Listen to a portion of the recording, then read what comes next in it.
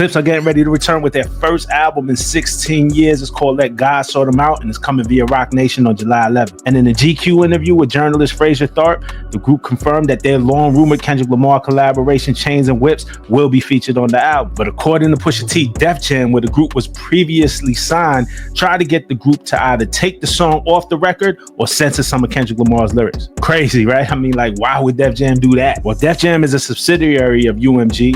Kendrick Lamar and Drake are both signed to UMG, and Drake currently has a defamation lawsuit against UMG, with Kendrick Lamar's Not Like Us square in the middle of the whole thing. According to the GQ article, Def Jam and UMG didn't like the optics of Kendrick Lamar and Pusha T, two artists who have both battled Drake and won, linking up on the same song while this lawsuit is pending. Well, applaud the Clipse because they refused to take the song off the album or censor any of Kendrick's lyrics. So Def Jam and UMG released the Clipse as a group and Pusha T as a soloist from the contracts.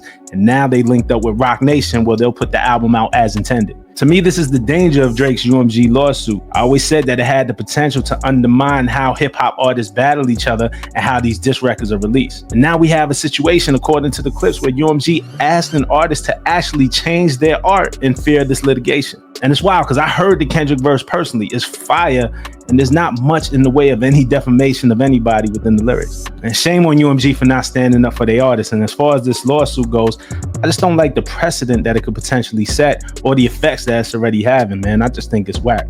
That's my opinion, though. Damn, this is crazy. This whole UMG lawsuit with Drake has now led to this. The Clipse have stood on business so strong that they asked to be released from Def Jam, and Pusha is no longer a solo artist there. Damn, look at the effects of this lawsuit. And this is why a lot of people said he's really messing up things in the culture by dropping this type of lawsuit. They don't want them to collaborate, and the bars I'm hearing is not even like they dissing Drake crazy on it. And look, now Pusha T's a free agent. Well, he went to Rock Nation, and he had to pay over $10 million just to get out of that contract. And look how it's all playing out.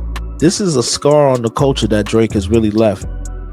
Artists that are great or can't even collaborate because Def Jam and Universal is worried about the way that it's going to come across while they're in the middle of this lawsuit. How do you think this is going to affect other record labels moving forward in the future when it comes to people dissing and things like that? They're going to probably come in and put a halt to all of that because they're not going to want to go down this whole road of getting sued if the person who takes the L now wants to play this game. That's crazy. Damn. Scars on the culture. You got to leave the culture in a better place than where you found it. And I think this is taking us back severely.